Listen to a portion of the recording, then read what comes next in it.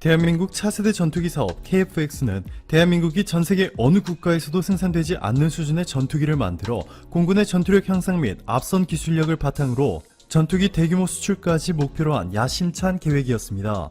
인도네시아도 처음 한국의 KF-X 개발 계획을 보더니 즉시 한국 방위사업청의 개발비의 20%를 투자하겠다며 양해각서를 체결했습니다. 인도네시아의 조코 위도도 대통령은 2020년 인도네시아의 국방 예산으로 10조 6,400억 원을 설정, 지난해보다 무려 16%나 올렸습니다.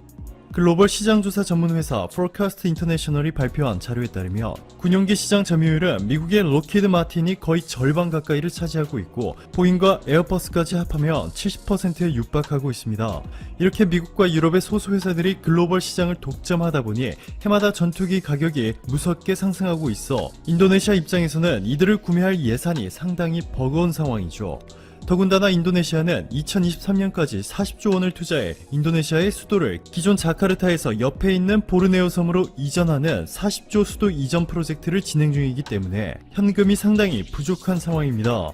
인도네시아의 수도였던 자카르타에서는 현지 기업과 주민들이 마구잡이로 지하수를 개발하는 바람에 지반이 매년 평균 7.5cm씩 내려앉고 있는 데다가 지구 온난화의 여파로 해수면이 무서운 속도로 상승하고 있어 전문가들은 2050년이면 저지대 비율이 90%가 될 것이라 경고하고 있습니다. 방조제를 높이 쌓아 올리면 자카르타가 물에 완전히 잠기는 시나리오는 막을 수 있지만 지반 침하의 영향으로 도로에 균열이 생기고 건물 붕괴는 물론이고 수도관과 가스관 등 인프라 시설이 완전히 파괴될 것이라는 것은 누구나 쉽게 예측할 수 있습니다. 그렇기 때문에 더더욱 인도네시아 입장에서는 한국과 차세대 전투기 공동 개발을 통해 국방력을 강화해 나가는 것은 황금 같은 기회였습니다. 한 대당 1조 원에 육박하는 전투기를 시장을 독점 중인 미국이나 유럽 회사들로부터 매년 사들이는 대신 한국에 1조 7천억 원을 투자해 차세대 전투기를 공동 개발할 수 있었을 테니 말이죠.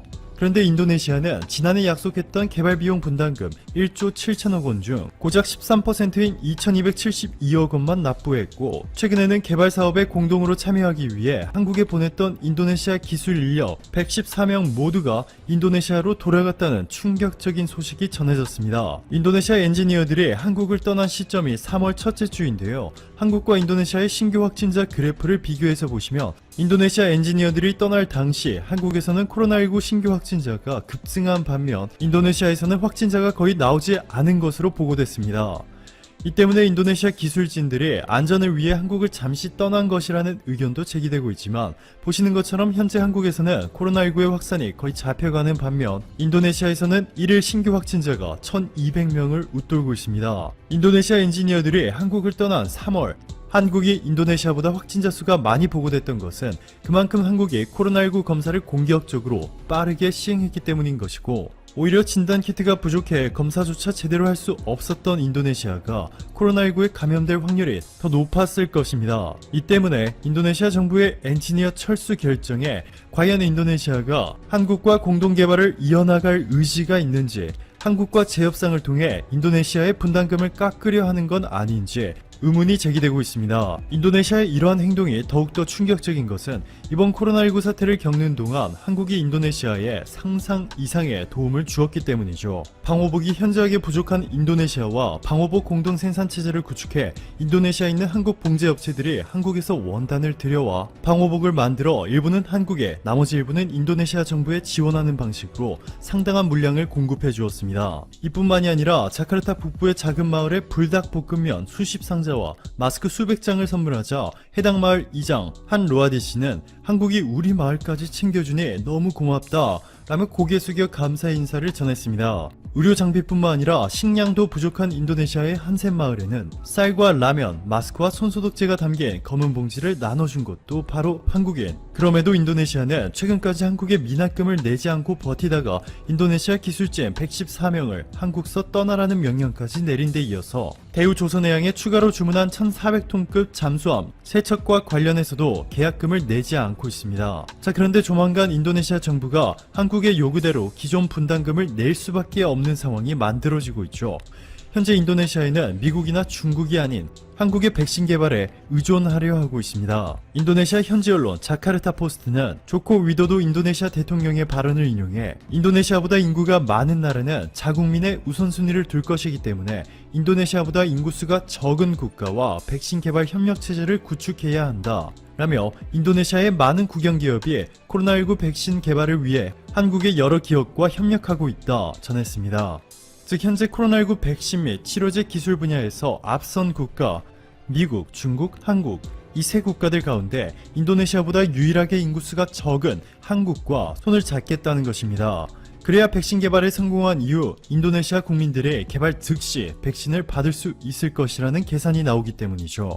CNBC 인도네시아의 보도에 따르면 인도네시아의 아이르랑가 하르타르토 경제조정장관은 인도네시아 인구는 많다. 1억 7천만 명의 코로나19 백신을 2번씩 맞아야 하는데 그렇다면 최소 3억 4천만 개의 백신이 필요하다. 현재 여러 인도네시아 제약회사가 한국과 협력하고 있다. 한국이 백신을 공동 생산하기에 가장 이상적이다 전했습니다. WTO 1995년 세상에 등장한 세계무역기구는 세계무역 장벽을 없애고 국가 간의 자유로운 무역이 이루어지도록 하는 것을 목표로 하고 있습니다. 유럽연합과 영국을 포함해 중국, 러시아, 인도, 호주, 브라질, 태국, 사우디, 한국 등 총 164개의 국가가 회원으로 있는데요. 이 회원국들 간에는 무조건 최애국 대우 공여 원칙이 적용되고 있습니다. 즉 하나의 국가에만 특권을 줄 수 없고 모든 회원국들에게 동등하게 최고의 대우를 해줘야 한다는 것이죠.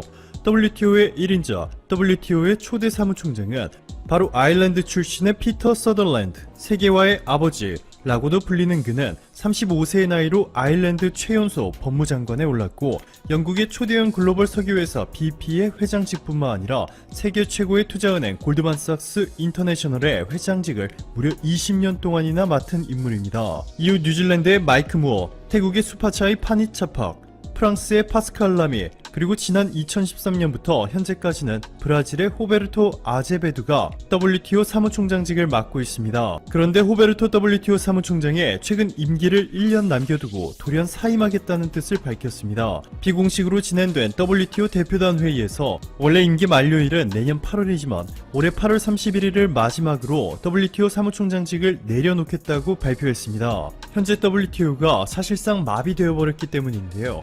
미국과 중국의 무역전쟁, 트럼프 행정부의 보호무역주의, 일본의 대한국 수출 규제 등 글로벌 자유무역을 파괴하는 미국과 일본의 막가파식 정책이 아직까지 진행 중임에도 WTO가 사실상 취한 액션이라고는 아무것도 없습니다.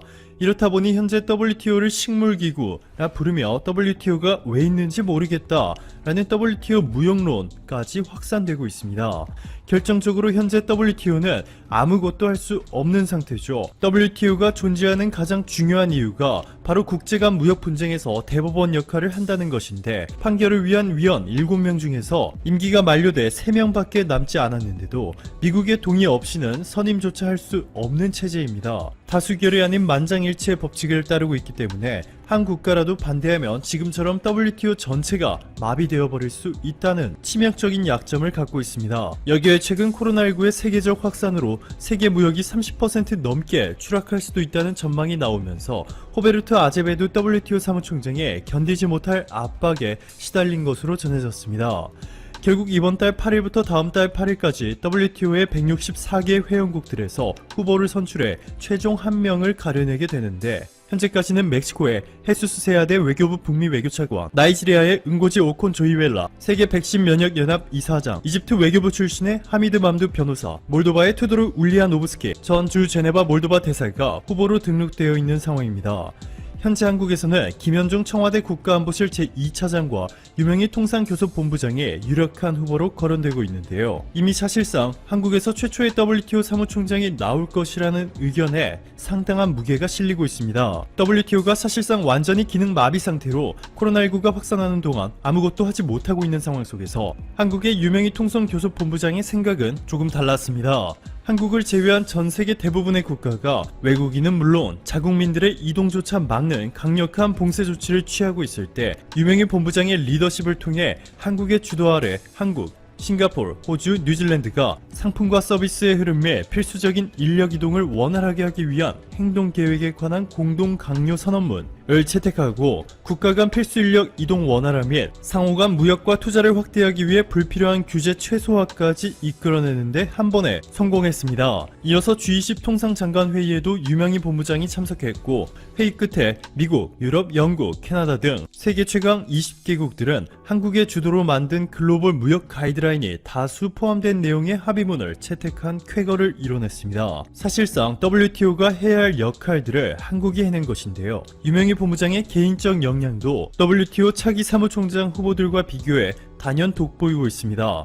세계에서 가장 까다롭기로 유명한 미국 무역대표부의 대표 로버트 라이트하이저마저 유명희 본부장을 만난 뒤에 농담으로 자리 하나 만들 테니 함께 일해주지 않을래요? 라는 제안까지 건넸고 싱가포르 대표단은 유명희 본부장을 협상을 아는 사람, 말이 통하는 사람이라 부르고 있습니다.